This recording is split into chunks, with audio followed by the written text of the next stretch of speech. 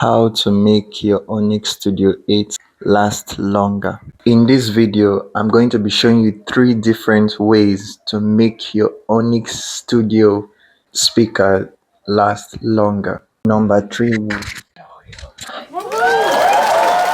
this should work for both the lower series versions and including the incoming Studio 9. Generally, we know that as an experienced user of Onyx speakers, their batteries do not last long. But I've Suddenly found the best way to optimize the battery of my speaker, the best way to fully utilize it.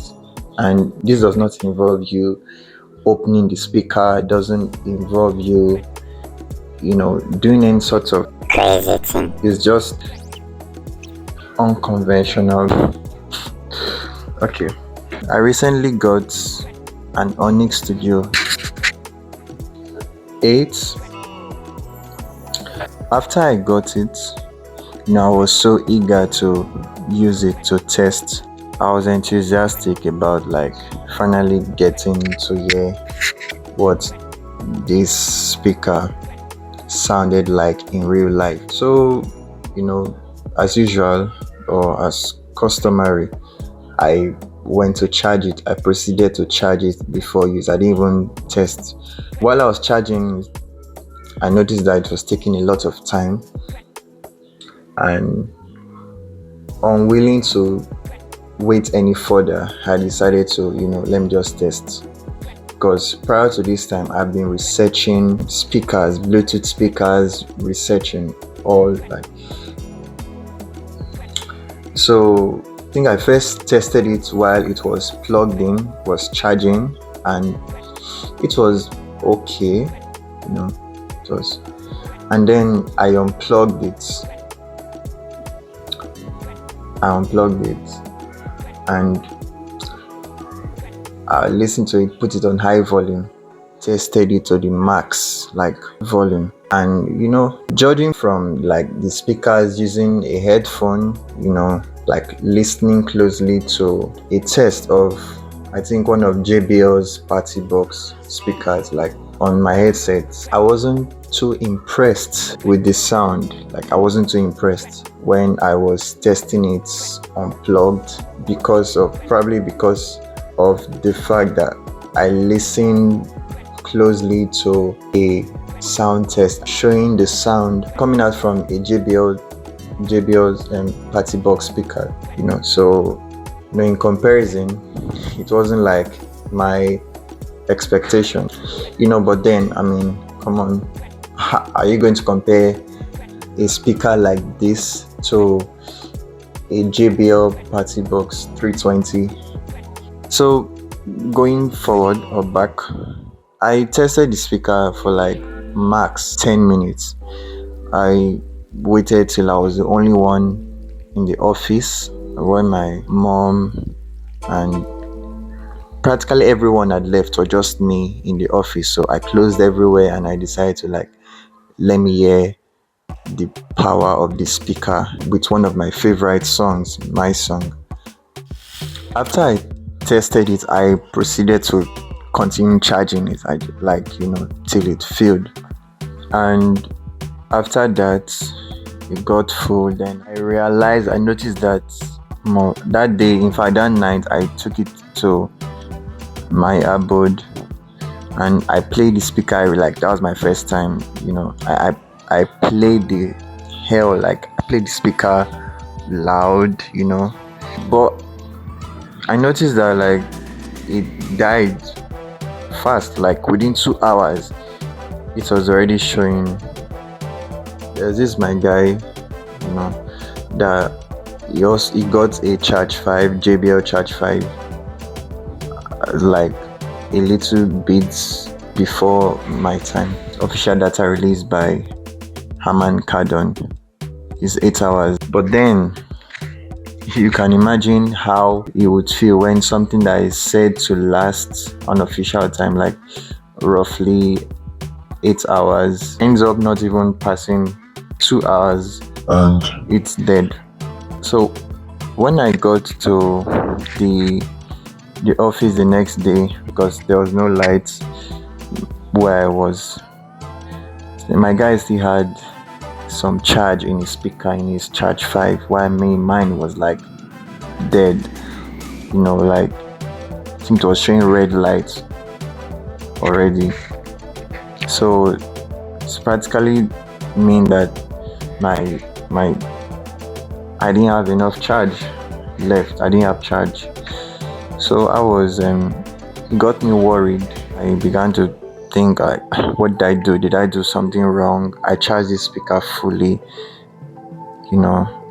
and I was like, is it because I tested it? But then I was like, I didn't test it for more than 10 minutes, and it was already charging, and it's not like while it was testing, it was showing red lights. You understand? I never showed. I just, so I even went on Reddit, like I was trying to find out why does my Onyx Studio 8, I think maybe after the second, I discovered that this thing was not lasting long. If I put it to the highest volume, or close, it doesn't last long. Why is it not lasting the purported 8 hours given by the company? So number one, adjust your volume levels. Yes, playing at a significant volume level for a long period of time, is going to drain your battery faster. Currently, I'm using this Samsung phone, and there's a level where on the volume that it begins to show red. So a tip, like once I've reached there and maybe there's no lights, and I'm in a place that, and I want my battery to last longer, I don't have adequate power supply, I won't tilt it or to reach those extreme levels, those levels where it starts showing red. So I take it below the red and I put it where to still be showing white, especially when you're using your Bluetooth. 2, use auxiliary cord. Yes, the Onyx Studio 8, like, it doesn't come with auxiliary cord, and I'm not sure Studio 9, but I had this auxiliary cord that I got from an Oraimo product that came with my former Oraimo headsets.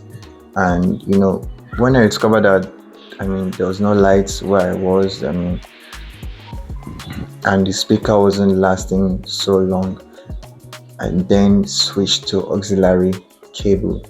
It has a port where you can connect an auxiliary cable to, and then also connect it to your phone. So playing music, videos, like audios through via the auxiliary cable will help a lot. Like, it takes less battery, consumes less battery, than playing with Bluetooth, playing via Bluetooth. However, it's worth noting that your audio will be reduced. Your audio quality, it won't be as good as when you use Bluetooth. You play, music via Bluetooth. Yes, so that's what also taking note of. So yes, if you want to, for the first one, if you want to play, like, because the audio is going to reduce and you want to use Bluetooth, that first option, the first way I gave you technique, it's going to come in handy. You adjusting the volume levels, don't play it at an extremely high level, to conserve your battery. You get what I'm saying? To conserve your battery. Number 3 is to get a bunch of audio devices through which you can play music, sound, you have a phone, right?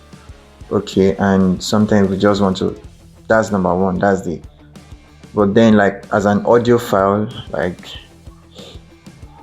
I don't just have the speaker, I've got a headset, I've also got an earpod, like space board. I don't just use my Onyx Studio 8 until it dies down. I might be, first of all, I might be using my headset like this one right here, and after some time I could decide to switch to my space buds, listen to music like that, and thereafter switch to my speaker. And who knows, maybe let's say I started like I use my speaker for some time, and then I feel like, okay, I've had a lot of listening. First of all, while combining all these techniques, if I'm using Bluetooth, the volume is not at an extreme level of high, too high, like recommended, like from 60% downwards, 60% from the bar, you would know. So that's the recommended 60%. So I listen from 60% downwards, and then until I've gotten a lot of good music or audio into my system. And then, because I didn't play it at very extreme temperatures, volume, sorry, I still got some charge left. So if I still want to listen to audio, or closely, or at a magnified way other than just my phone, and then decide to, like I said, switch to my headsets or earpod, whatever it is. And then maybe by the time I want to use my speaker, maybe there will not be lights by that time. So it's the effective combination of all these techniques that makes your speaker last longer. Yes, the third one is not really solely about the speaker using, but then if you played